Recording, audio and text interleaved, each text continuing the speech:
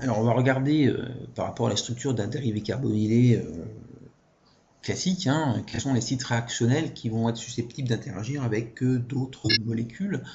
Alors si on regarde un dérivé carbonylé, donc présence d'un carbonyle, pour rappel, l'oxygène étant très électronégatif par rapport au carbone, il va attirer à lui les électrons et donc va porter une charge delta-.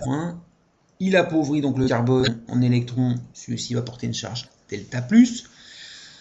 Donc, on va avoir ici un carbone déficitaire en électrons qui va avoir des propriétés électrophiles.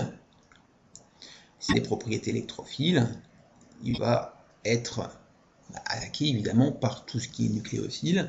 Et on a un oxygène ici chargé de delta-, riche en électrons, puisqu'il comporte des doublés non liants ici, un double épi relativement mobile ici, qui va faire de ce site un site nucléophile ou basique au sens de Lewis.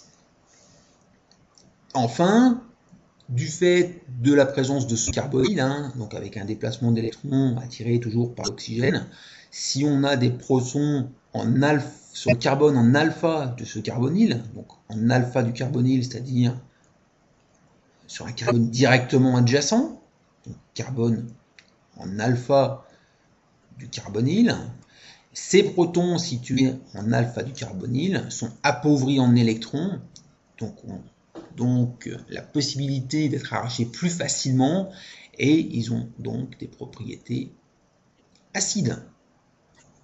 Voilà, donc l'ensemble des réactions associées aux dérivés carbonylés seront liées à ces trois éléments. Donc un carbone électrophile, donc sensible aux attaques nucléophiles, un oxygène fortement nucléophile avec des propriétés donc basiques de Lewis, et des protons donc sur les carbones en alpha du carbonyle qui ont des propriétés acides.